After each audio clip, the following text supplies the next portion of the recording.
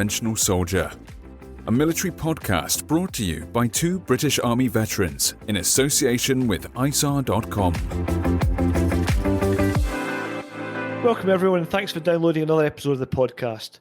Our guest today is Brum Richards, who served the majority of his career in 148 Meiktila Commando Forward Observation Battery Royal Artillery, and was a guest on the podcast recently when we discussed his career. On this episode, we'll be discussing 148's role during Operation Corporate, better known as the Falklands War. We're not going to cover the lead up to the war, as this was discussed in some detail in our earlier podcast about the Battle for Mount Longdon with 3-para veteran Jimmy Moram. And if you haven't had a chance to listen to that episode yet, it was well worth tracking back and checking it out, as this is one of the best first-person accounts of that action we've heard. In addition, Falklands Commando by Hugh McManus is an excellent account of a 148 NGO party during the war and is well worth the read. So it's great to have you on the podcast again, Brum. So what was your role in the battery at the time, and were you on any sort of standby or notice to move?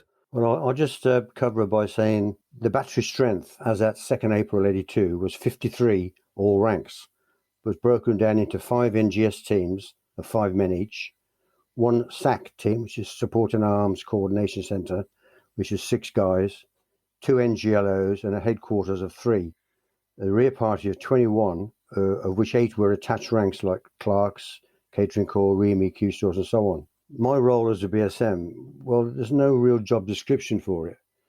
Many BSMs posted in had no previous experience of NGS and were therefore at a disadvantage, but some fitted in very quickly in the life. I believe I'm the only one to have ggone from gunner to the WO2 without ever leaving the battery, and I was BSM for the last 7 years of my time there. Is that quite unusual to have a BSM slot for that length of time? Because normally a BSM tour is about 2 years. Yeah, well, they just, whenever they got me confidentials, I'd say I don't want to leave, and they'd say, all right. You know, that's the thing.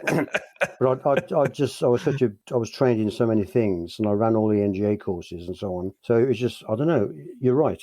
They changed the career structure with the gunnery career course and all these things. Yeah. And you couldn't stay, you couldn't be a WO2 without being a staff sergeant and things like that. The whole thing changed later on. But I just snuck under the wire, I think. On deployment or exercises, we were dispersed around a lot. So although the batteries in camp, like at 53, when you go away, there's 5 men go away, and they come back with long hair and or attitude and whatever. So the BSM has to say, look, stand still, get your hair cut, shut up, have 3 days off, and then come back as a soldier again. But I've been a soldier. I know you've been a soldier, but this is a barrack soldier, and it's a bit different. A bit like rent an NGS team. Our main deployment support structure was with 3 Commander Brigade, 3 teams, the SAS 1 team, SBS 1 team. So that was our general on-the-books deployment. But we could do anywhere, go anywhere, and do anything we were required to do. My primary role was as a BSM was like anybody, discipline and training in camp. Get the blokes to stand in line, all facing the same way, and bang their feet when they had to. But it was difficult with the guys we had because they were all really top-class guys, and they didn't respond much to shouting or whatever. I'll give you an example. A lot of people I've spoken to who have left the battery or knew the battery said, one thing about the battery was, you tell a bloke to do something once and that's it, you forget it, he's done it. You haven't got chasing him and looking and checking and all that. It just gets done. We had a BC from 473 battery on a previous podcast, and he turned around and he said, it's been great being a BC of a battery like 473, or in your case 148 as a BSM, he said, but the better trained and better motivated the guys, the harder they are to manage. As I was BSM for 7 years, I had my own NGFO team for exercises. So I worked with the Dutch Marines a lot because they didn't have their own FO parties.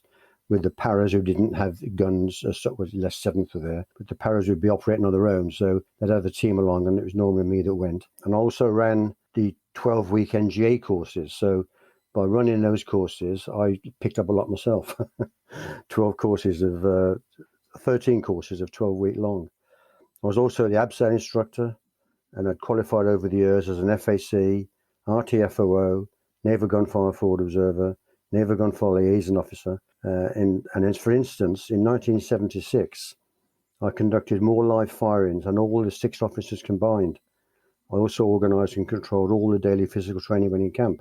So I was in everybody's face all the time, but not shouting in the face. I was a nice chap, really. Ask any of them.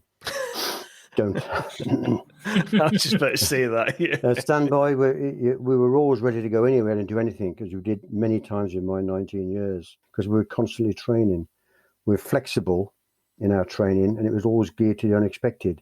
but based on a simple plan of train hard and realistically and fight easier. So it was all to do with strength, stamina, flexibility, and determination to succeed, which was the key moral that I try to instill in people. Kev and I often talk about the three sort of core attributes of a soldier, dismounted soldier: that's shoot, move, and communicate. Yeah. You know what I mean? Those three core skills. Now, I think that broadly ties in what you're saying there. Yeah.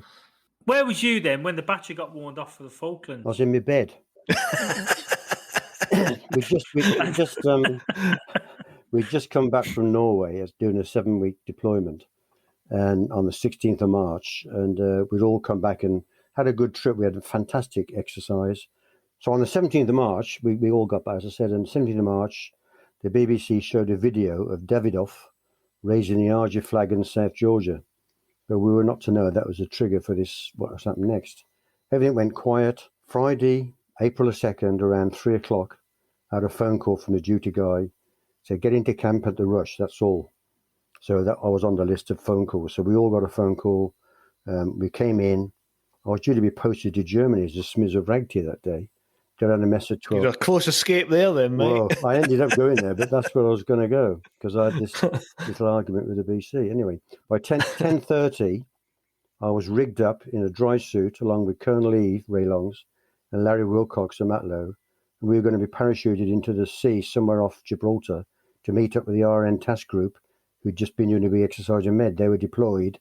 A task group was deployed by Maggie, and they said, right, go. They just completed the exercise called Spring Train. At 12 o'clock, we learned the Argers had landed on the Falklands. We watched the video of the attack on the Falklands, those the Amtraks coming ashore and the governor saying, I'm not going to surrender to the bloody Argers. And by 12:45, the battery was sat on their Bergens and ready to go in all respects, less ammo. Now it was just sit and wait for their orders. I went across to SBS to talk to my mate over there and asked what they were doing, and he told me about what they were doing. I don't know if I can mention it now, but anyway, they'd all gone up to Faz Lane, and 6 SBS had gone on board the Conqueror. She'd submerged off Faz Lane and surfaced into South Georgia. So you didn't need any pre-deployment training because you just done Norway. Yeah. Well, as I say, we were always spun up already. We were always trained for any time. Yeah, we did Norway every year. We did 2 Norways normally, a white and a black Norway. By that I mean white was snow and black was mosquitoes. If either raining or mosquitoes or snowing. So you mentioned the SBS earlier in the conversation there. Did you have quite close ties with them at the time? Oh yeah, we were hand in glove with the SBS all the time. I'd known most blokes. I said the other day that we knew one of the officers in SB became the Liberal Democrat leader, Paddy Ashdown. I was with him in Borneo, and we just knew it because we worked together, and they were teaching our guys rebreather training because we had 10 divers. The battery had 10 divers, 10 free fallers, 7 MSIs. We had, the quality of men was phenomenal. And we worked with SBS on boat drills, canoes, and we often shared aircraft for water jumps at Studland, and we'd do a week's parachuting in the Med with them each year, just jumping, for a week. You just honing your skills, doing the grouping and all this, jumping after Geminis, cutting them free, and all the things that you do in that way. So we were always training. We were never sat on our backsides doing nothing.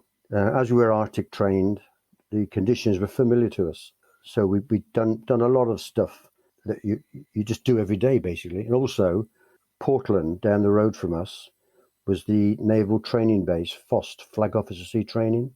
And ships from all around the world came there to do like a 5, 6, 8, 10-week course and in Navy. And our ships, the British ships, had to do a commissioning week.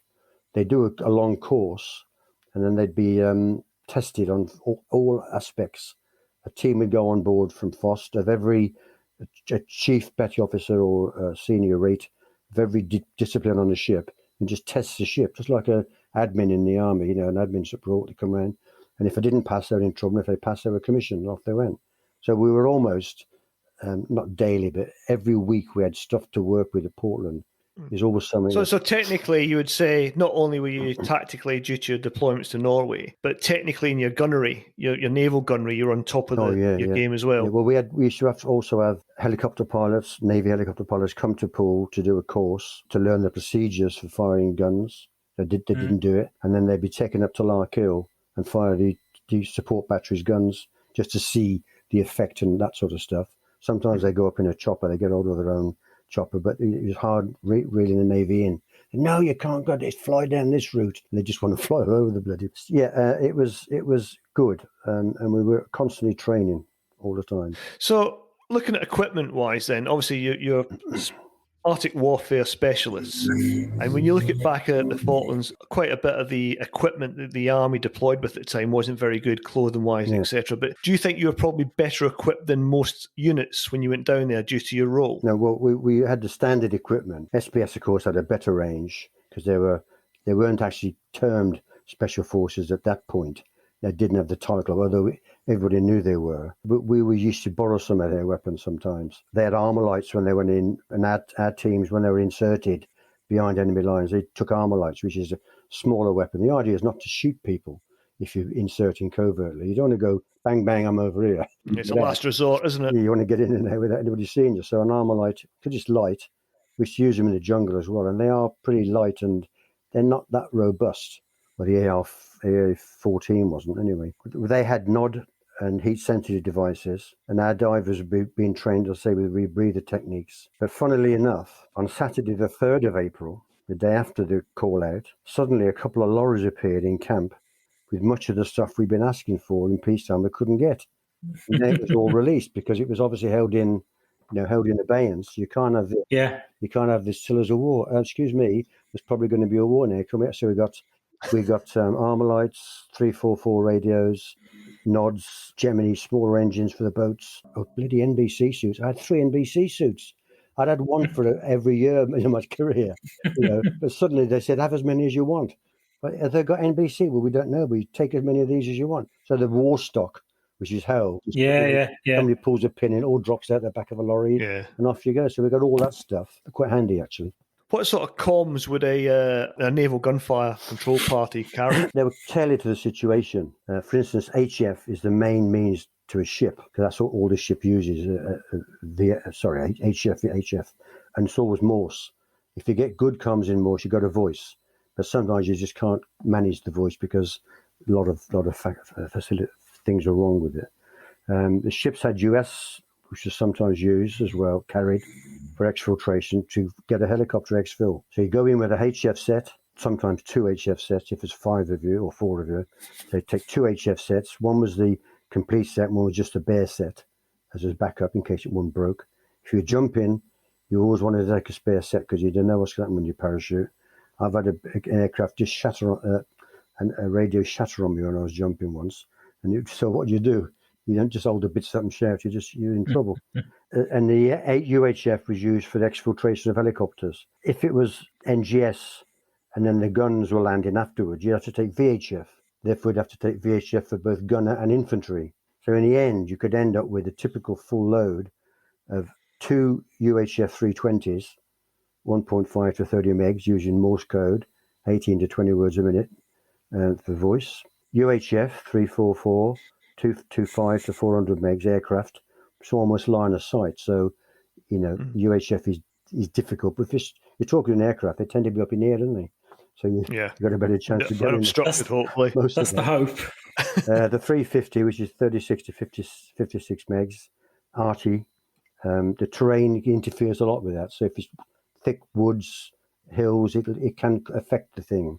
And likewise, the 351, 30 to 76 megs, infantry, terrain again. So a full load would be 2 320s, 344, 350, 351. So plus all the batteries. The batteries, luckily, they're all the same with the Klansman range. When you were down south, were comms generally quite good, or were they quite difficult? They were sometimes difficult. I mean, there's a lot of hills down there, a lot of rain, so everything gets wet, and it is difficult. One time, I was on a ship, and brigade headquarters couldn't talk to one of the brigade commanders, one of the battalion commanders. But I, 165 miles away, could talk to them. So I was relaying 165 miles away to the east, relaying their messages to these poor buggers that were trying to get each other about 4 miles apart.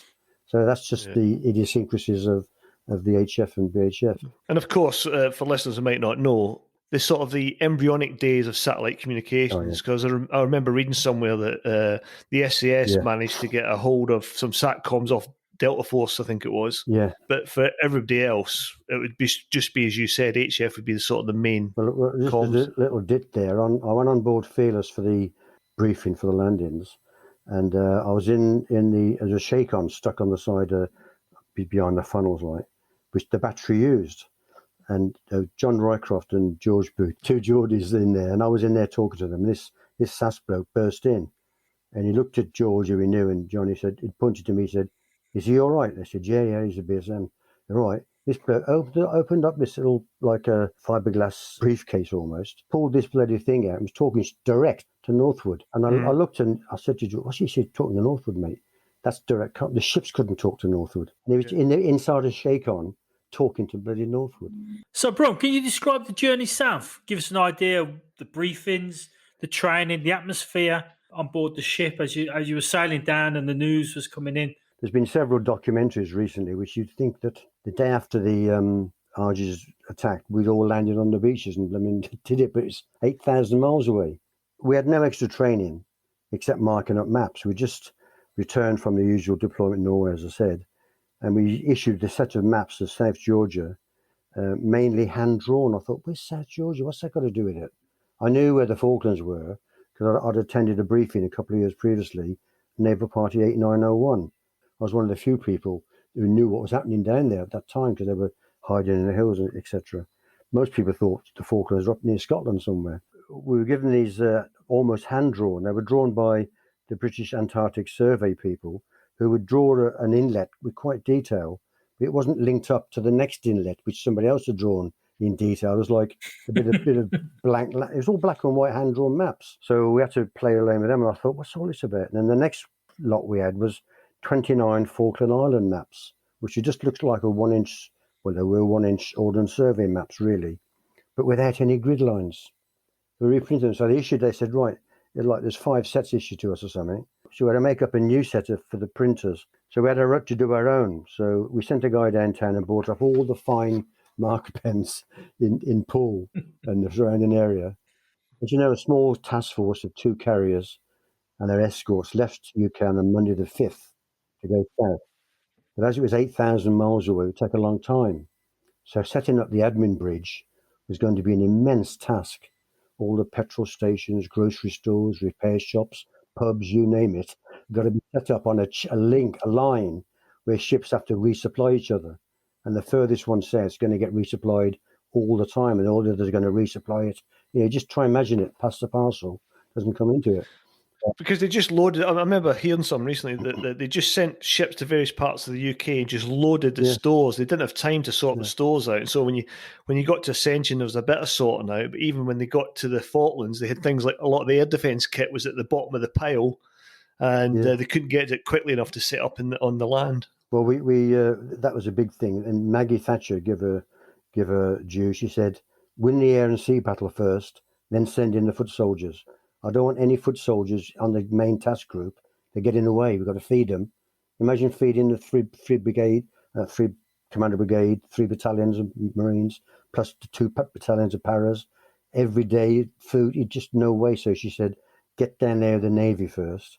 So on Wednesday the 7th of April, I had to go to Southampton, which is only 35 miles from Poole, as a unit rep for passage details to South on Canberra, which had just been commandeered as stuffed ships taken up from trade.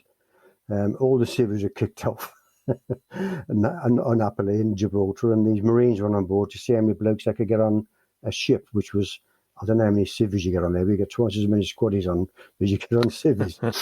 Luckily, I knew the Royal Marine RQMS there. He said, "Hello, Brum. Oh, yeah, mate, here's our list, here's our nominal roll. Okay, you're all sorted. We'll get you sorted out, no problems." And that was quite funny. There was a Royal Corps of Transport. In those days, it was Royal Corps of Transport, did all the movements. Yeah. And a major stood up in front, and we're all in this big hangar, all the unit reps. And he said, "Right, I am blah, blah, blah, blah, blah, blah." And this lieutenant, Lancer, stood up and said, I'll try and imitate, "Excuse me, my commanding officer, who's a lieutenant in the Lifeguards, is 14th in line to the French, so he should have a state cabin. And this major said, I won't say what he said, but he said, go away in small jerky movements. And this bloke sat down to much applause from all the bootnecks.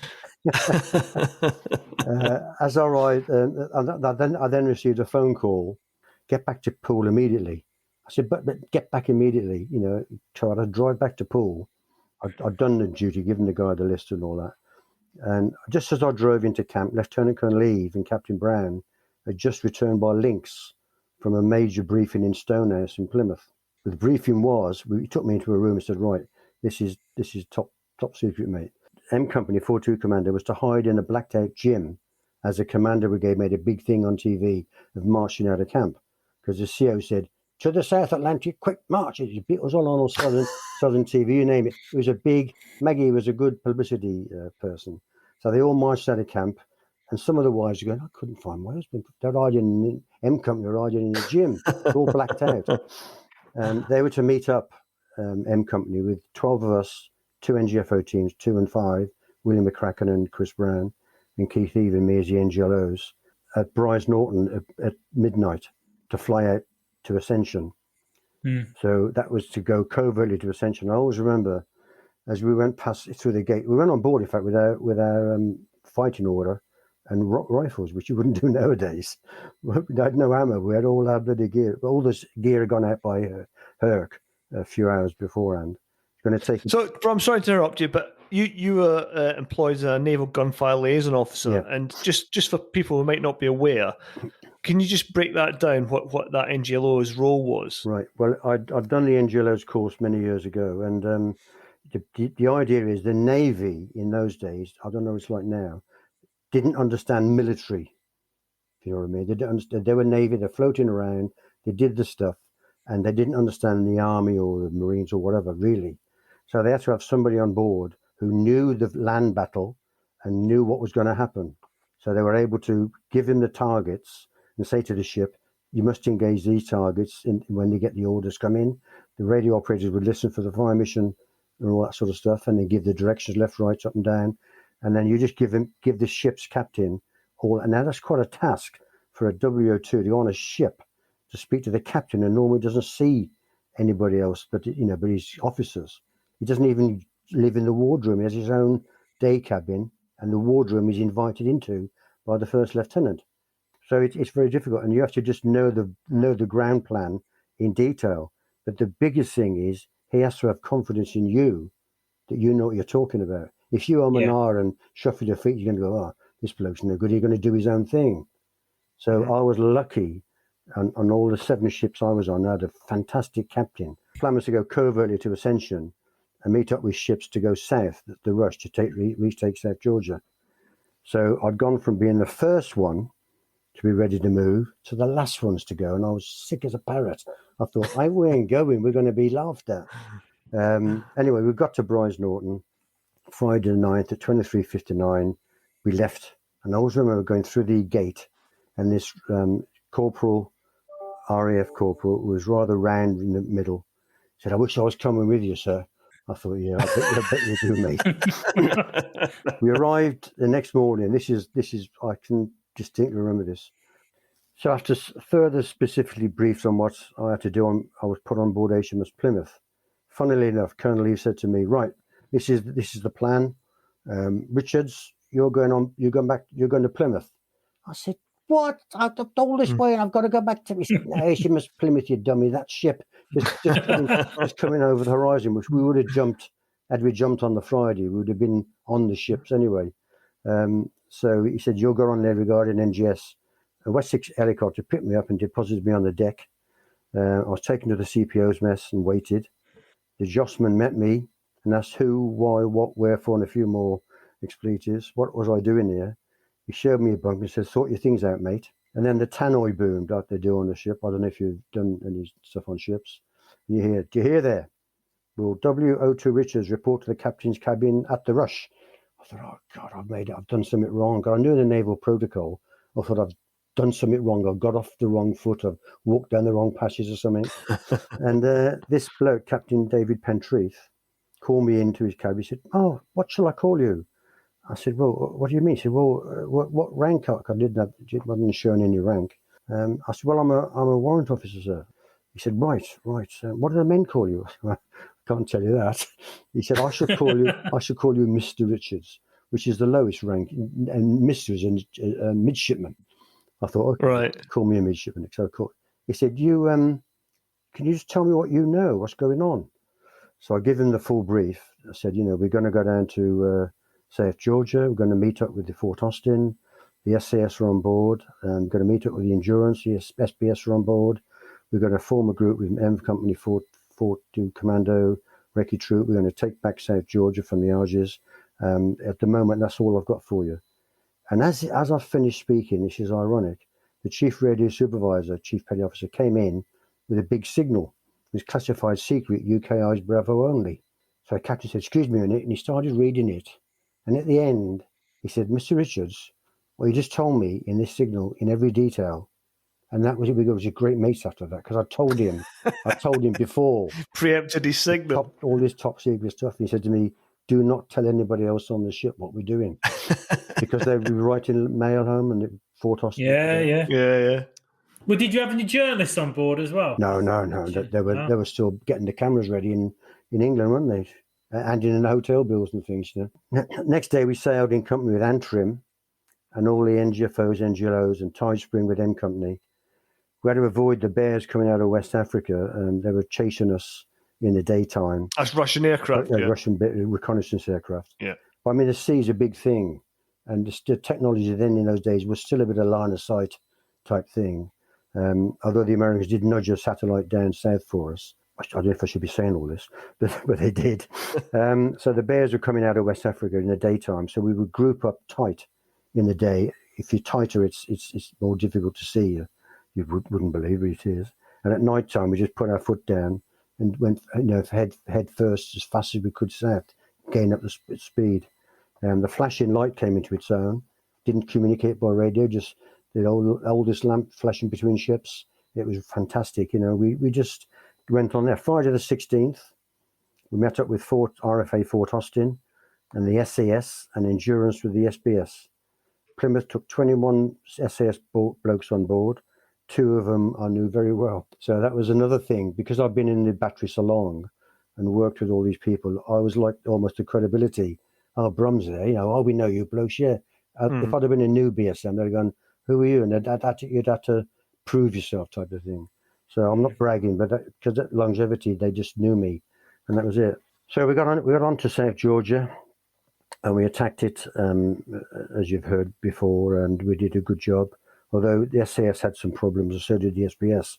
The SAS crashed 2 helicopters on Fortuna Glacier, and the SBS had problems with the bergy bits ripping the canoes open. They all regrouped, landed again, and the sub was spotted, and helicopters fired missiles. Then the SAS, SPS, NGFO, and some Royal Marines landed. White flags were seen. Plymouth fired 166 salvos and Antrim 69. Job done. So that first part, taking us South Georgia, was a good morale boost for the Brits. Oh, you're not kidding.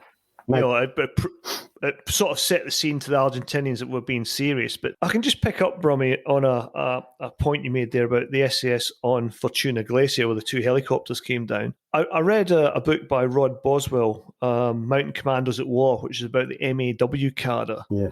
He's quite frank in this book, and he reckons that the SAS wouldn't take any advice from sort of Arctic warfare specialists, and cracked on with this mission when a lot of people were telling them it wasn't a good idea. I mean, have you any comment on that? Exactly the same. I mean, I can only tell you what I saw. I was at the briefing with Captain Hamilton, who was the SAS leader down there, and the SBS guy as well. The SAS insisted on landing on the Fortuna Glacier, and I got my maps out, and I noticed it was about 20-odd Ks from the target, Grytviken. Then the SBS put in their bid of where they're going to land with the canoes, and it was 22 kilometres south. And I thought, is this a bloody race or what? And the British Antarctic Survey leader said to the SAS and the SBS, we can get you closer to the target because we land all the time down here with helicopters, Wasp helicopter, but the SAS insisted we want to go there. Now, the biggest problem we had down there, as you may have seen a recent video, a documentary by the SAS, the chain of command was terrible. Yeah. The SAS worked to Maggie Thatcher, basically. The SBS worked to the Major General Royal Marines. The battery worked for the Navy, but were governed by 2-9, but we never did anything with 2-9. The Navy Admiral was in charge of us, tasking us. The Marines were led by M Company Major Nunn, and he was a mountain leader expert. The SAS weren't actually in date with their Arctic training. So there was a conflict of interests. I'm not doing what you say because I'm doing what I want to do, type of thing. And it could have been fatal. And Maggie did say afterwards that if we'd lost South Georgia, we wouldn't have gone any further. If we'd have been wiped out by the enemy. I mean, if we were defending South Georgia, we'd still be there now defending it, because the Argies were just anywhere. They didn't understand good defensive positions. Chris Brown. That was the test of them, really, wasn't it, South Georgia? Yeah, well, they were just wandering around in like whatever. But if like you say, though, if you hadn't taken it, and I think there was other testers, because I mean they did that when you said about the Falklands and the aircraft at Ascension Island. That was that bombing raid that they did, wasn't it? Nobody else could do that but us. Well, the RAF. But again, it was to prove that it was that proving point again. Yeah, you know, the good training, the good morale, and whatever. I mean, that sort of rivalry, and that's probably the right word for it, between units out there. I mean, sometimes it's healthy, but a lot of times it can be quite unhealthy. So who was sort of doing the deconfliction between the units? Because in some respects, once you move to the Falklands from South Georgia, it's a relatively small area. It's quite a small recce space when you take into account SBS, 148, SAS. You've got the recce troops from the Paras and the other infantry units. You've got the Mountain Arctic Warfare Cadre, who are acting as the Brigade Recce Force or Recce Troop for the Royal Marines. So who was deconflicting all that to make sure that it was going well and it was all coordinated? Well, nobody really. I've got maps. I'll tell you, I've got maps north of Stanley, and I've got them drawn on it. I've still got them here with me at home. I've still got drawn on it SAS training area, SBS training area, and neither of the two shall meet. Now, that was it. They dedicated their own areas. We were being hit from an FAC stuck on top of Mount Rosalie, and I knew it was up there because I spoke to the first lieutenant of Plymouth, who was an ex-Phantom pilot, and I said, look, sir, if you were coming in to attack this San Carlos, could you do it on your own? He said, I doubt it, because they're coming in ground level, sea level, and they're turning right through a gap and right again and attacking ships. And someone's got to be directing them.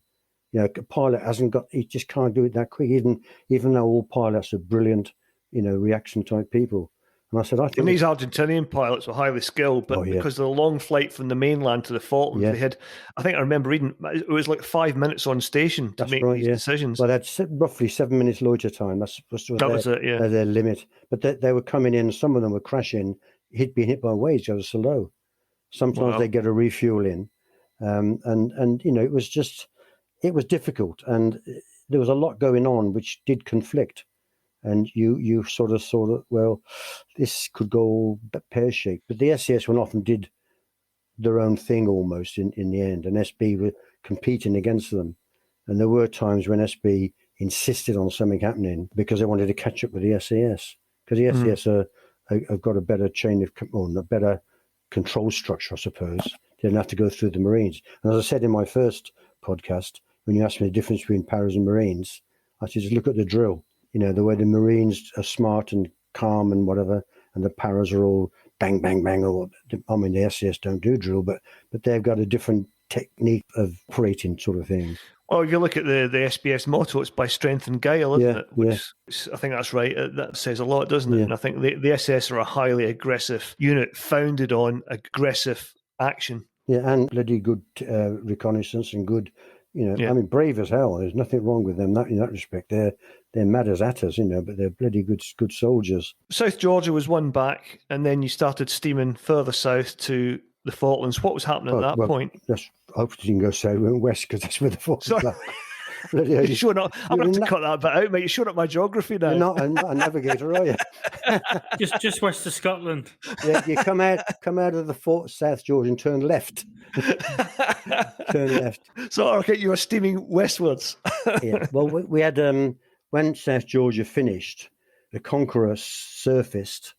She'd been under the sea all the way from Fowles Lane, surfaced, and we took a few SB on board and we regrouped, and we got a signal saying, "I've got a date time here. Sunday, 11th of April till Wednesday, the 28th. South Georgia, Antrim and Plymouth.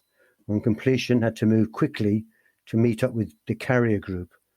So 83 SAS people, Colonel Eve and me, were sent to Hermes, and 30 SBS and NGFO 2 and 5 to Invincible. Some of the Conqueror SBS as well. One of them, a bloke called Mitch Allen, when he saw me, he said, "Bloody hell, Brum, I dined you out a few weeks ago. It cost me 10 quid. Give me the money. What are you doing down here?" You should be in Germany. Yeah. So that was fun. The next day, Saturday, the 1st of May, on the Hermes, I got a call to go up to Flag Ops with Colonel Eve, and was given a detailed top secret overview of Stanley. Oh, I can't believe it. I get all this bloody high grade stuff. But I did anyway. Here we go. About the Vulcan raid.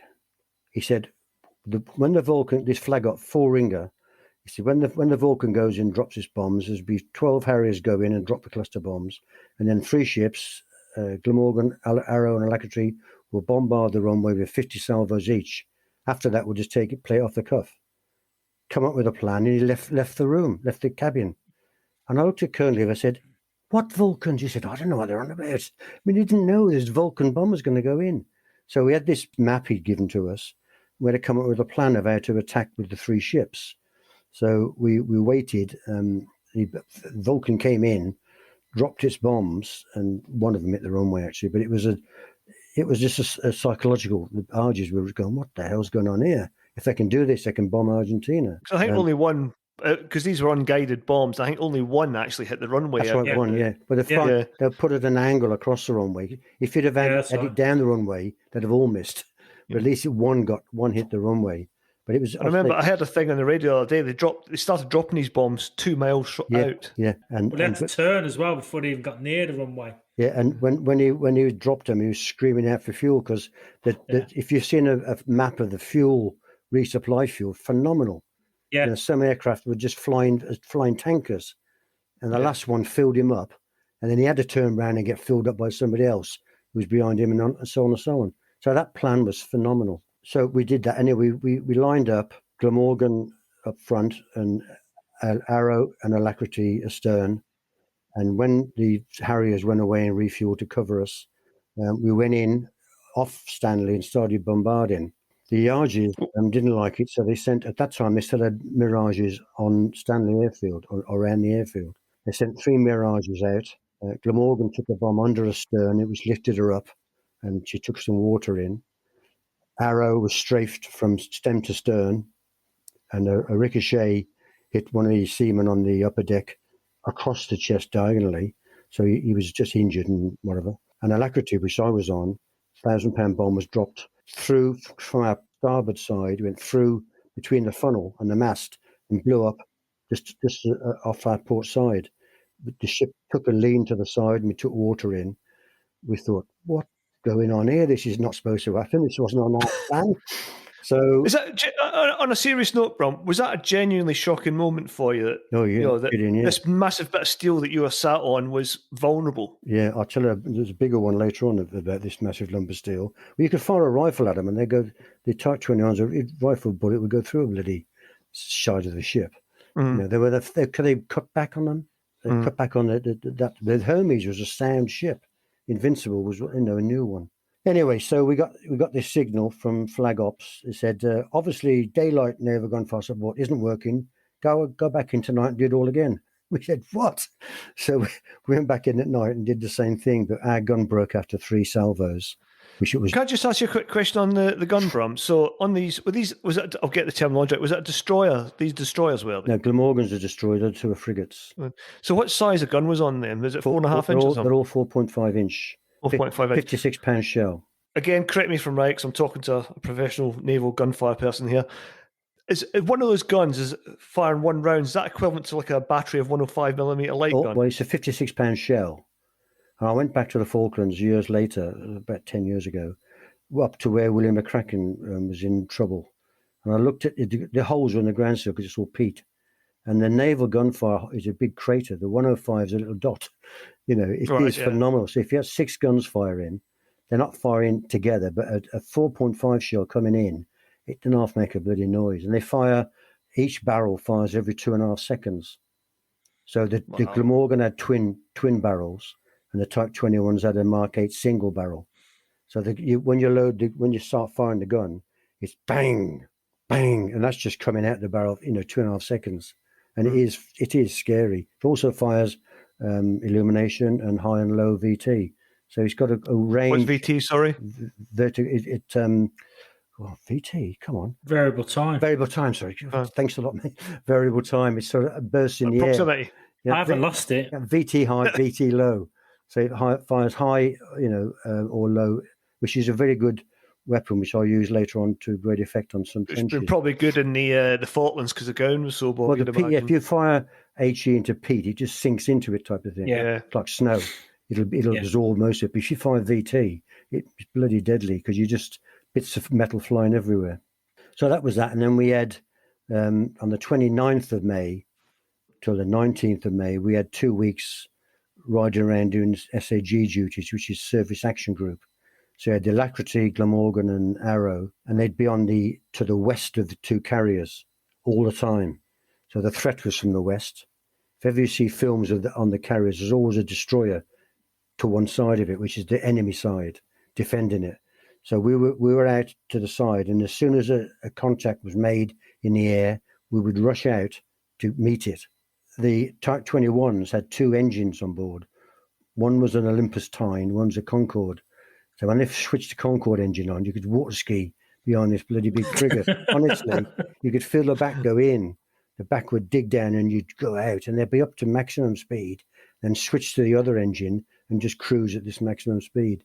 They were the greyhounds and they would just approach the targets and just fire at them or whatever, to frighten them off, type of thing. So we did all that. But one of the biggest job I had on that was a skipper, Commander Craig, who was an amazing captain of the Alacrity. He later became an admiral in the first Iraq War.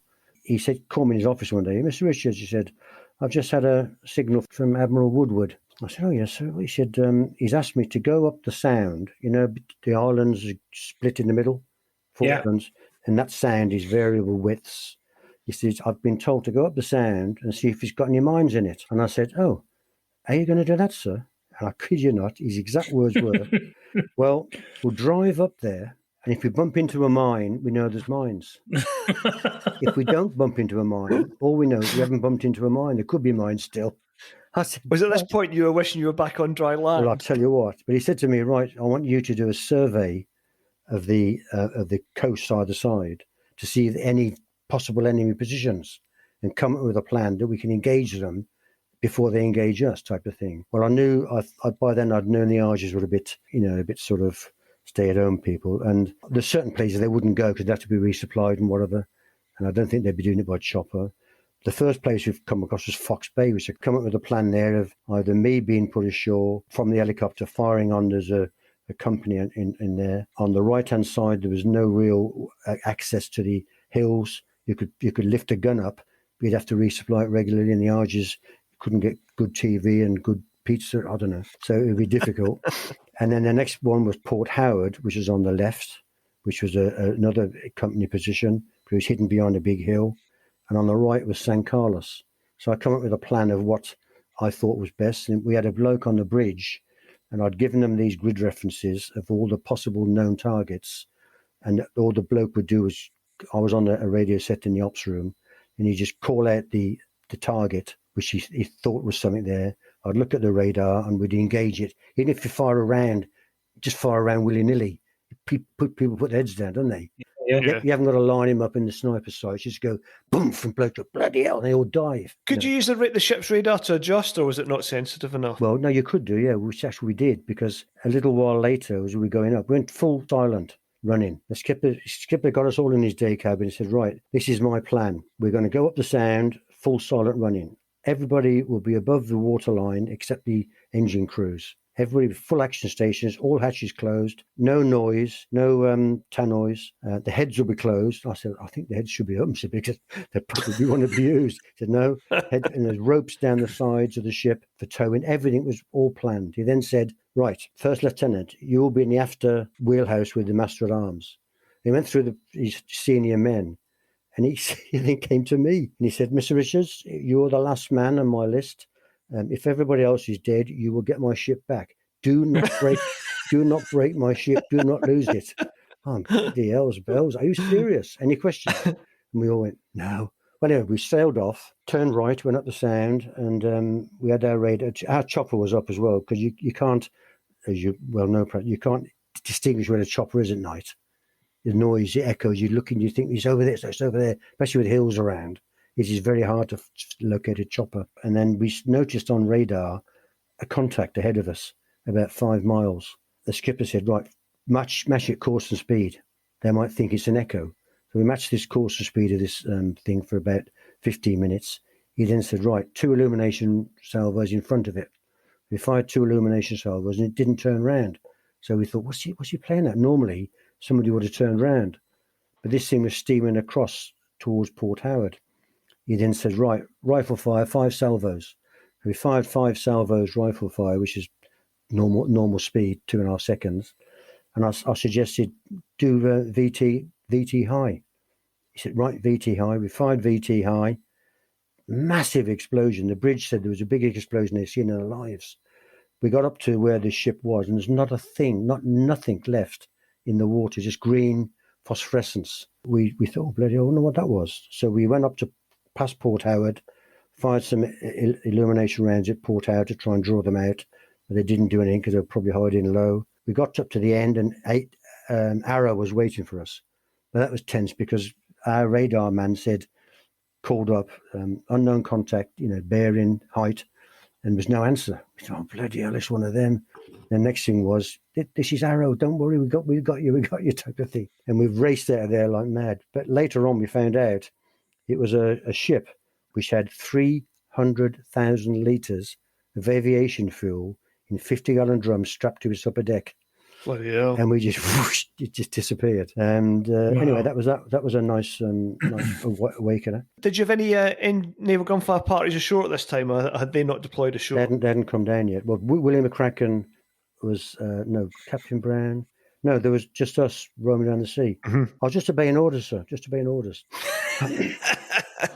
So on the next big thing we had was 17th of May, we insert William McCracken and his team into Rookery Point with an SBS team, and they're going to go ashore for 5 days at least to cover the landings. Captain McCracken was going to overlook Goose Green, which we knew there was an airfield there and all that. And the SBS were going to do the beach recce's on San Carlos. They go, I don't know if you know, they dive around the beach, see if there's any obstructions. That was it. So my next big job was to go to the briefing with the SBS guy, who I knew very well, and William McCracken, and the ship's captain. That was the only people there. And the ship's captain, as I said, this bloke, he was Commander Craig, was an amazing guy. We give him the plan, and he sat and listened to it.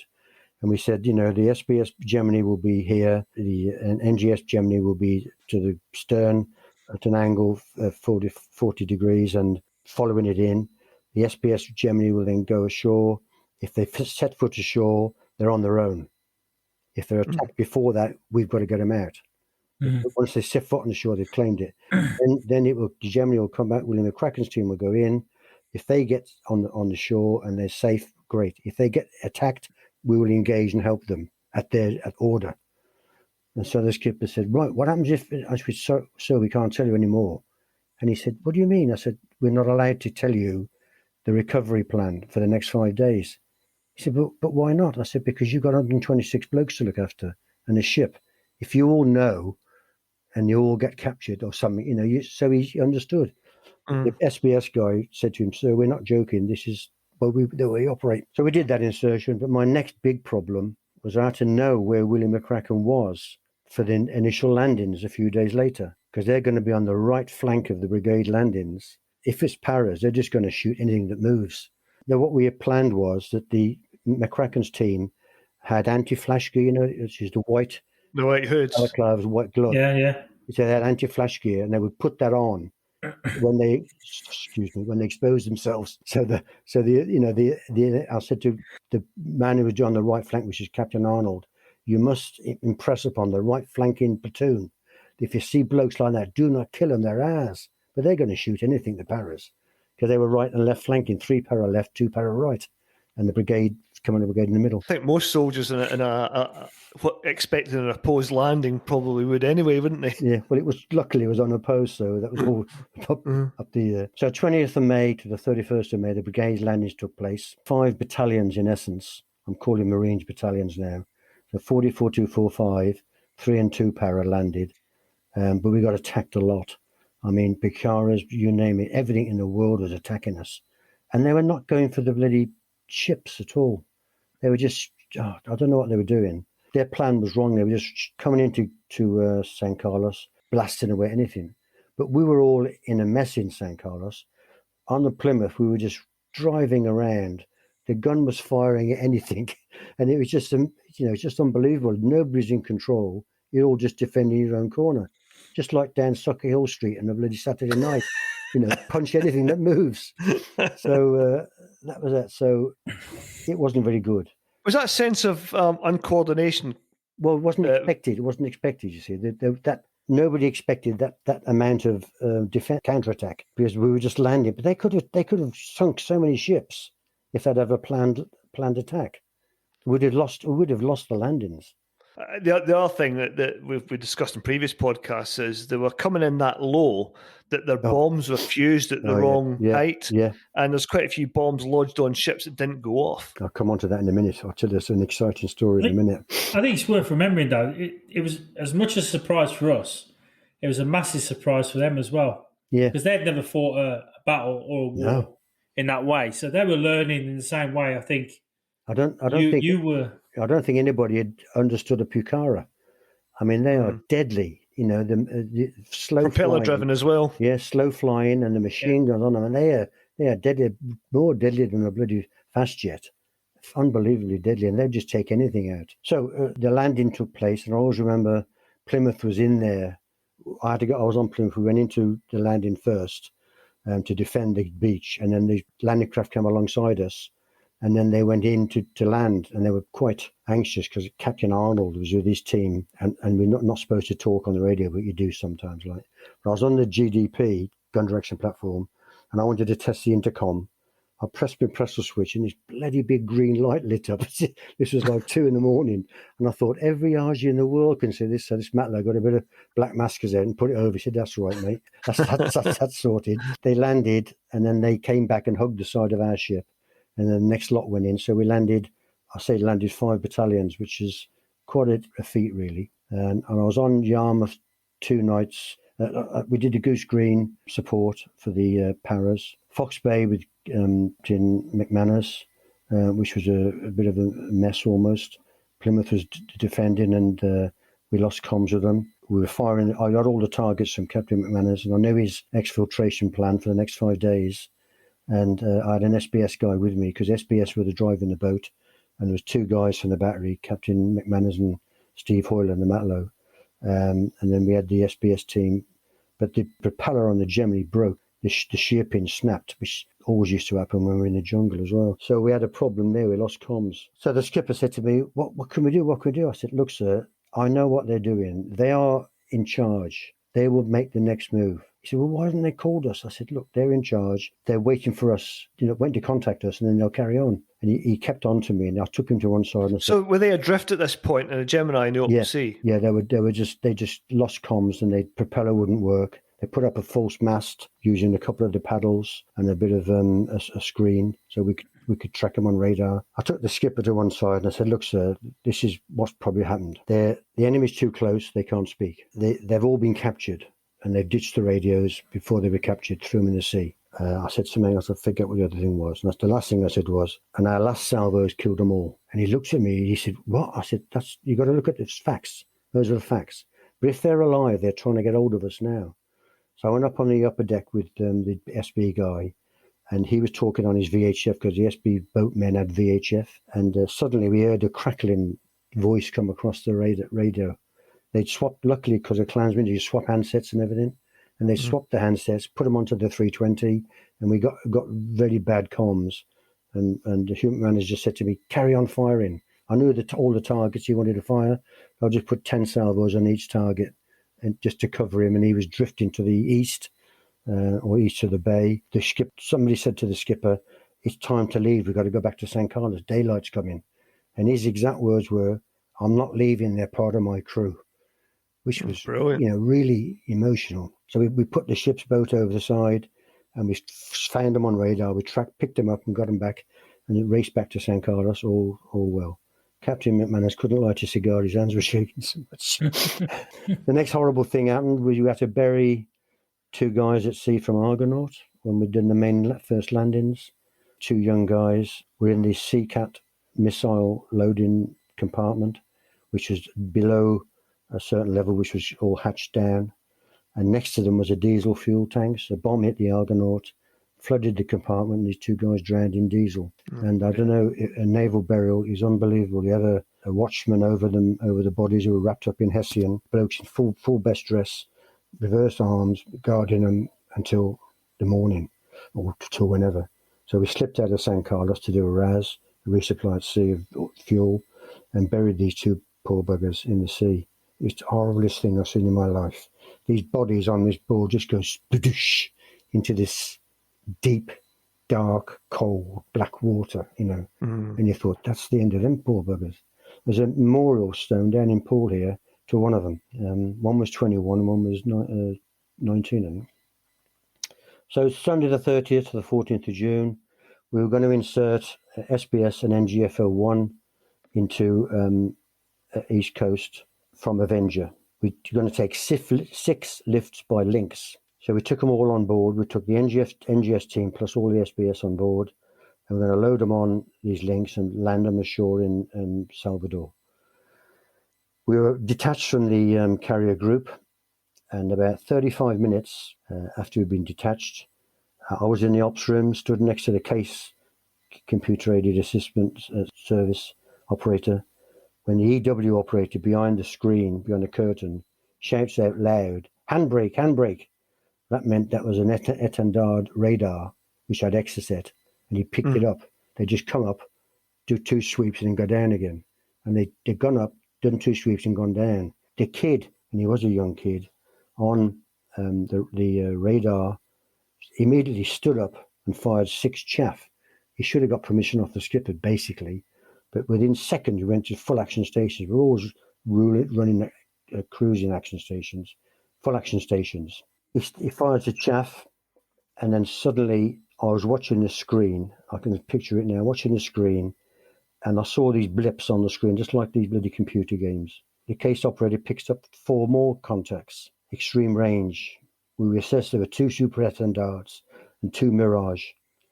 Then the EW operator calls out, missile launch, and we fire more. They'd launched 2 Exocets. The EW operator calls missile launch, and we fire more chaff. As I'm watching this like a movie on the radar screen, we now have 4 clear contacts, which would be marked, and 2 more, which suddenly accelerate towards us. They are the missiles. We see 2 contacts, which must be Super Etendard, break away and go back to the west. We lock our fire control gun system onto it. We try and turn our backs to it, but you can't fire the gun with your back to the target. So we're firing over our shoulder almost. And the computer has a bloody data crash. So quickly, we resort it, and the 4-5 begins to engage, 1 salvo every 2 seconds. After about 4 seconds, 4 salvos, it stops again. You put it into manual, and it continues. You put up more chaff, and one of the Exocet explodes either because we hit it with our gun, or more likely the pressure wave caused by it caused it to detonate. The other one comes on towards us still. SB are on the upper deck with their armor lights trying to fire at this bloody orange missile coming in. Travel at speed of sound almost. Unbelievable. The case operator suddenly stands up. This is what I can never get out of my brain still, and points to the other side of the ops room in a clear, calm voice, says, Missile will hit us there in 15 seconds. Trying to move to the side behind the bloke who stood there. I don't know. What is going on here? The spot he points to is an aluminium bunker 25 feet away from me. And I'm stood. What can I do? I'm amazed at just how calm everybody in the ops room is. I decided to tell Brigade HQ, so I just do something. I just say, contact. The missile is seduced by our chaff and passes harmlessly but very close. So close, I said, that the SBS is trying to shoot it down. The 2 escort aircraft come in at us, flying very low, 2 Skyhawks. One drops his bomb, but so low it blows himself up, which we claim as an own goal. And the other one continues on its way. We then just continue with our mission of landing all the SBS ashore. You're not selling a career in the Navy here, bro. No, I am. And that was like close, I mean, Jesus. Anyway, later on, we were asked to assist NGFO 3 on the night of the 3rd to engage a radar station on the north of the island. And we engaged that and we shot it up. And the 2 operators ran down to a little household and gave themselves up to an old man and woman there. The NGO parties are going out, Brum. I take it they were based on ship, and they'd go out and do a task for 3 or 4 days, then come back. Is that generally how it worked? Yeah, you just tasked. I was getting helicopters land, and they would go, he said, I've come to pick up Mr. Richards. And I'd go, I haven't got a task yet. And when I got to the next ship, I said, what's my task? He said, well, we don't know, but if you're on our ship, you're going to get tasked. Because I was the really guy who was doing every bloody thing. So you're basically getting taxied back and forth to each ship. Yeah, if I had MRs, that would be firing support the ground troops. If I had MRs, I'd be bloody laughing, I tell you. On the 8th of June, we were around the southeast of the island supporting William McCracken on 2 para, and he was taking heavy losses. The Yarmouth is a Type 12 Ross Sea class anti-submarine frigate, so she's got a very shallow draft, 2 bloody good guns. I said to the skipper, sir, they're in trouble, we need to help them. And we looked at the radar, he said, that means going into the Exocet arcs. I said, I know, but in my opinion, I don't know how he took it, I said, in my opinion, they've got no target acquisition radar. If they fire something, they're just firing it blindly because they've got nothing linked up. If they had a radar which linked to the missile, we'd be in trouble. But they haven't got it, otherwise they'd have used it before. He said, okay, we'll go around. I said, if you come round the coast, round the next inlet, very, very slowly, you can put your bows on the kelp, which is, kelp is so thick. It's like bloody, you could put on there, you've got a stable gun platform. And you can, so we did that, went round, and we were dropping salvos 50 yards away from the enemy. That's when William McCracken went berserk and fired a 66 at a machine gun post and whatever. Stan Hardy, who I sent on a medics course, he was a Matlow, sent on a medics course before all this. He was helping with the blokes that were getting injured. He lost a lot of blokes. And there's just one. Was this the Longdon battle? Was it? Yeah. This one para was screaming out. He's going, I've lost my leg. And Stan Hardy, he's a Londoner, like, he said, no, you haven't, mate. It's over there, look. And this bloke just burst out laughing and just eased the problem. And Jacko, the other guy, was going around picking up blokes' boots, said they're better than his. So it was a very, very, very difficult time. Just hearing about the naval gunfire in that battle, I mean, I've read James O'Connell's book about Longdon. It's a really good account, 3 days in June, and he mentions a few things about naval gunfire part, Captain McCracken's team there. And because Captain McCracken got an MC, didn't he, that night? Yeah. And he was saying as well, you couldn't identify him, but he said that when he was injured and he was waiting down at the regimental aid post, there's a guy from 148 came back and forward 3 or 4 times. He said he was a massive bloke with injured paras over his shoulder. That's Jacko. Was that Jacko, was it? Jacko, yeah, he said he's a massive bloke, but yeah. I mean, the comradeship was just unbelievable. Even in the height of it all, it was just phenomenal. So, I mean, it's pretty clear as well. I think naval gunfire was decisive in a lot of these battles, wasn't it? The Navy don't get credit for what they did. I don't know what your both backgrounds are. Have you ever in field guns? I did field guns. Yeah, I was air defence to my shame before I went 473. So he wasn't even artillery. Oh, mate. I mean, if you think, can you move a 6-gun battery and its ammunition and all its personnel and etc.? How long would it take? How many helicopters would it take to move them 5 miles? And there was a shortage of helicopters down there.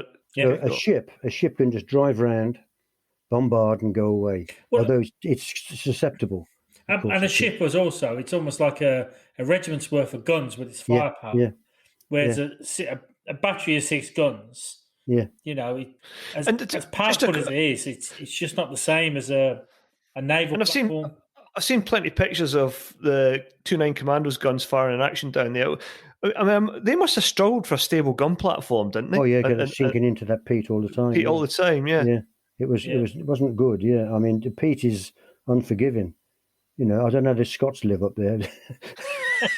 That's why I moved south, mate. The rate of fire from a light gun is nothing compared to a ship's gun. Yeah. Anyway, it all started coming to an end on Monday the 14th of June, when 4 ships were up on the north gun line outside Stanley. And if ever you've watched the New Year celebrations in London, imagine that going on for 4 hours. You know, tracer guns, ships firing, you name it. It was just unbelievable that they just caved in. So we went away, and on the 15th, 4 ships had to come back in. They technically surrendered. The Argentine Air Force had said, we're not giving in, like as they would do with mouth and trousers, and we're going to be the last standing. So we had 4 ships up there at full action stations all night, just waiting for something to happen. Nothing happened, luckily. So we then detached. I was on Yarmouth, and we detached to the east where the carrier group was, 180 odd miles away. And I was on my way there, and I suddenly got a signal off the BC saying, come to St. Carlos. I said, I'm on my way to bloody Southern Chule, where I'd been tasked to go, and supposedly there were 100 Argies on Southern Chule. And I was tasked to go down there with Yarmouth and take Southern Chule back. We went down there. I landed ashore with a Marine to protect me. There was only 10 Argies on there, actually. And we didn't fire. We were just about to fire when they surrendered. The helicopters were coming in with them recce troops, and I think the thwack of the blades sounded like gunfire, and they must have gone, oh no, they're shooting real bullets, and they just all gave in quickly, because it does sound like when a helicopter's coming into land, it does change its tune, doesn't it? Yeah, the rotor pitch changes, doesn't it? That was it. When I was landed, we flew in. I was hanging out the bloody wasp with no door on it. My face was frozen, minus 40 odd wind chill and all that, about 40 or something. I landed with this Marine, and we got ashore, and I got all my radios working, my weapon out and all that. Looked behind me, there's this massive, great tower of ice behind me. I thought, God, when I open up with this ship, it's going to all come down on me. But luckily they didn't, so that was all it was. 3 minutes before I was about to open up, they all gave in. The helicopter then picked me up, did like a peacetime landing, and the crewman made sure I was strapped in properly. I said, "Wait, mate, a minute ago you throw me out the bloody door. Now there you are, strapping me and giving me a tea and biscuits and offering me a bloody book to read." So in total, the Navy fired 7,916 rounds Bloody hell. of 4.5 56-pound shells during the war from 14 allocated ships. We haven't got 14 ships in the Navy now. 14 allocated gunships. There's other ships, but some did more missions than others. I was the NGLO for 17 of those missions, and from 7 different ships, and I was responsible for 2,632 rounds fired. Those from the 6th to the 14th of June were in direct support of ground troops advances. So that was the most rewarding part of it. You were supporting guys, and you knew what they were going through on the ground. A lot of the other stuff was harassing or interdiction fire, letting the Argies know we were there, type of thing. We were firing up into the hills off Stanley, maximum range 22 kilometres, just firing rounds up in the hills. So they'd be going, bloody hell, we're not safe up here even. I have some idea of the time I went with the ship relative safety to the task group to the east, 118 miles from Stanley, 116 miles from Stanley. Of how the RAF felt during World War II, moved into enemy territory and then come back to safety every night. Yeah, that's a good point. I got a funny, when I got tasked, I thought, God, going back in tonight, will it be tonight? Will it be tonight that this something happens? You go in, if you're in the area, you can get your head down. But constantly going back and forth. Because you're adjusting to 2 modes, aren't you? If you're constantly deployed, psychologically you're deployed, you know you're in danger and you adjust to that. But as you say, if you're constantly coming in and out, you're getting that adrenaline rush each time, aren't you? Well, I built up a routine of talking to the ops room petty officer or chief petty officer who was in charge of the ops room. I'd say, look, mate, when the skipper goes to get his head down, tell me and I'll get my head down. I want to be awake. I want to be awake when he's awake and asleep when he's asleep. And it worked well, because they come and say, Brum, he's got his head down for 2 hours or something, And I'd do the same, because that's the only way you can work it, really. There's never been a book about the Navy campaign of the Falklands, has there? No, because there's nobody looking for glory, I suppose, But it was totally naval. If it wasn't for the Navy, it wouldn't have worked. Yeah. We'd still be bogged down because we were running out of ammo. The Navy was running out of ammo as well. But the bridge down there was just, when you think of it, when 5 Brigade came, quartermaster of 3 Commando Brigade had 3 battalions, really, 40, 42 and 45. Then he had stuck on him 2 and 3 para, which was harder. Then 5 Brigade, he had 2 Scots Guards, Welsh Guards and Gurkhas. Yeah. So that one quartermaster was operating. And all the support arms as well. For 2 brigades really operate. And he had no extra equipment. The ship Atlantic could have gone down. So that guy deserves all the credit of trying to keep it all together. So the bridge we're talking about, there was to the east, there was literally, I'm told, I never got involved in it. I was told there was like on the charts, ships just going up and down, repair ships. The ships are getting hit and getting repaired. Yeah. Resupplied oil, resupplied food, resupply ammo. They're constantly resupplying. And a resupply at sea is all jacked across, by ropes and things. Yeah. And so that it's a day's job resupplying your ship. And the ships are running at 70% ammo, although I went on some ships and there's bloody 4.5 rounds all down the passageways. They were overloaded with ammo. They weren't going to run out. Logistics were phenomenal. And I've heard a few Americans say, even with their sophisticated stuff, they would never be able to mount an operation like that at sea. There's no land between Ascension and the Falklands. It's about 8,000 miles or something, isn't it? I think. But 4,000 to Ascension, which is land, and then the next land is Ascension when you come back. Yeah. There's no land in between really, until obviously the war was over. But that was phenomenal. So, Brum, at the end of the campaign, then, how did you recover back to the UK? When you got back to the UK, how were the major lessons learned from this campaign for 148? Well, when Southern Shield surrendered, Yarmouth made best speed with the 10 prisoners to South Georgia, where we deposited them, and then on to Stanley. Princess Diana had a baby, so we spliced the main brace, which was good. William was born. We entered Stanley just as the Canberra was about to sail home, with the whole of the 3 Commando Brigade on board. They'd never been together since probably the war, they'd just all served in different areas. We managed to call her up on speech secure, and I always remember the skipper picking up the red handset and said, SS Canberra, this is Warship Yarmouth. We have 1 Pax for you from 148 Battery. Can you take him, please? And they said, better hurry, we're just casting off. So they threw me into a ship's boat, took me across to the Canberra, which was still on the move, threw a rope bloody ladder down, and I scrambled up it. Luckily, Colonel Eve was on the bridge, and he'd had a good nose around and said, yeah, bring him on here. So the BC and Captain Arnold were on Fearless. Captain Arnold became the adjutant to 229 then, and Sergeant Harry Jukes on an RFA looking after some gun we'd purloined. I realised it was my birthday, so I went up the mess and had a good effort to make it a good birthday. But nobody was shouting and screaming. Everybody was sitting, talking quietly. Nobody was running around like a mad football crowd saying we've just won and all that. It was amazing. Also, I cannot recall talking about the experience with others or shouting about it, but they'd just been through even after a few wets. The relaxed atmosphere on the cruise was great. Nobody told you what to do. We did PT every morning, run around the Canberra deck, which is quite a way around, bumping into people going the other way, typical booties going the wrong way. And then when we returned to England, it was just quiet. And I went out shopping with my wife after a couple of days.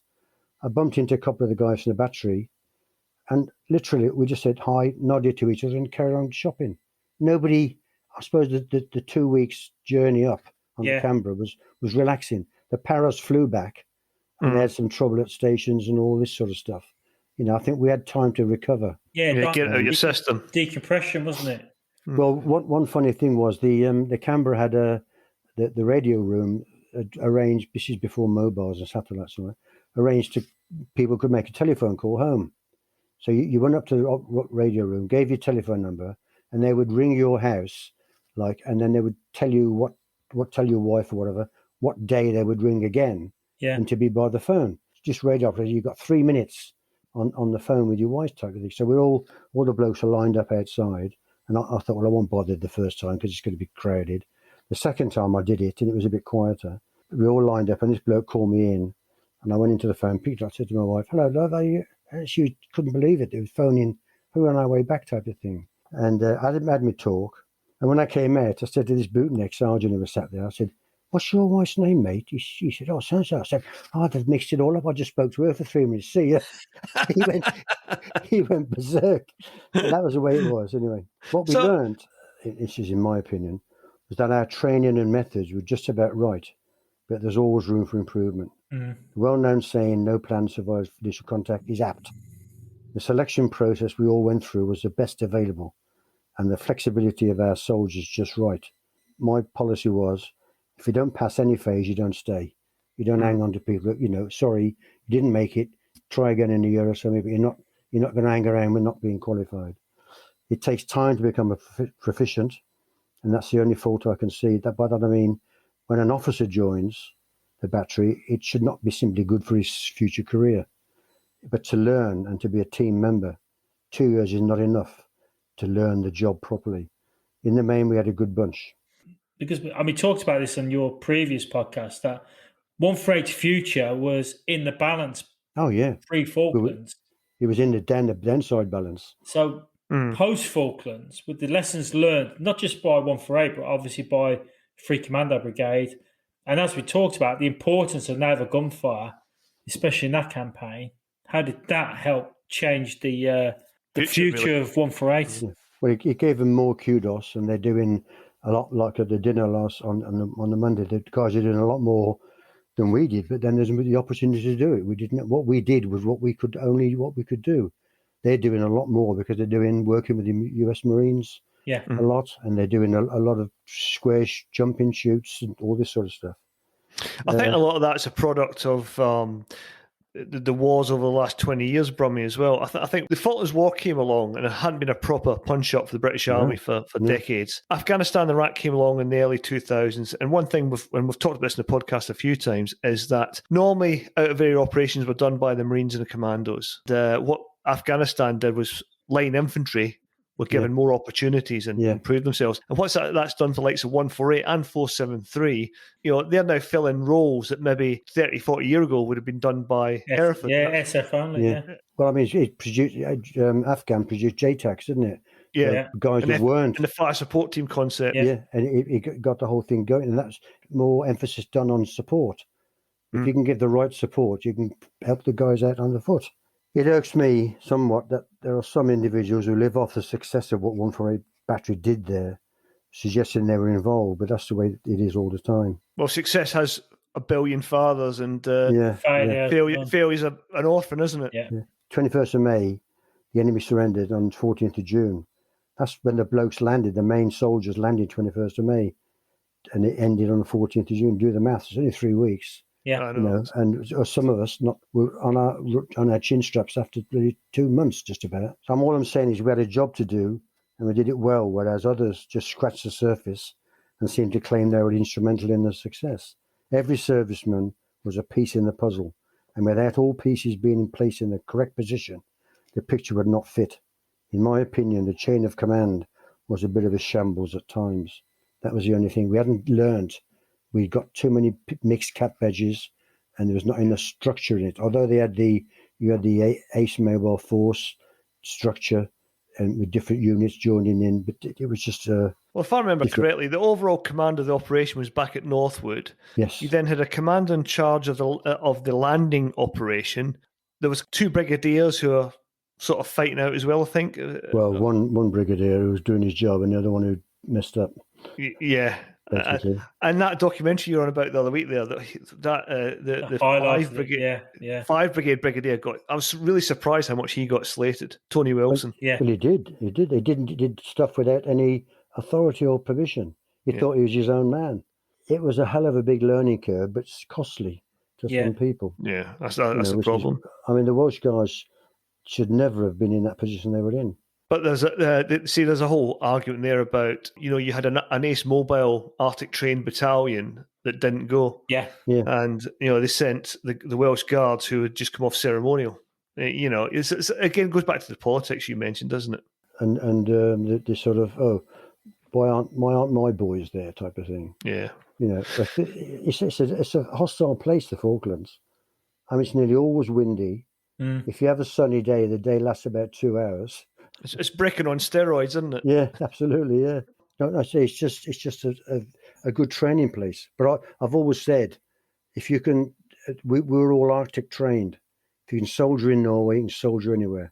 Yeah, I think, and I think that's why the Commando Brigade was the backbone for that whole operation. Yeah. Because you were the most readiness organisation for that environment. Right, Brum, just thanks for coming on, mate. That was really interesting. Yeah, it really was. And I think you had when you listened to your first podcast and this one, what an amazing career you've had. And to have that sort of bookend, what you did, I mean, absolutely fantastic. So I'll hand over to Kev now to wrap up. Obviously, for this episode, there's no Desert Island Ditch today, as Brum has previously been on. So that's it for another episode. So thank you, Brum, for coming on the podcast. And to you, the listener, for your continued support and suggestions. Please keep them coming, and our email and social media links are at the bottom of the show notes. And as always, postcards are always warmly welcome. You can find us on all the usual suspects, including Instagram, Facebook, YouTube, and Twitter. If you downloaded us from iTunes and like the podcast, it'd be great if you could leave us a review or anywhere where you get your podcasts from. Especially Spotify now, because we get 45% of our downloads from Spotify. I am a geek when it comes to these statistics. I don't even know what Spotify is. It's a Dalmatian dog, isn't it? I have no idea. You two are technical Philistines. I'm holding my head in shame here. Online banking is about as far as I go. Thanks again to Nick Beale for his continued support and sponsorship to this series and offering technical assistance through his company, ISAR. See you next time on The Unconventional Soldier.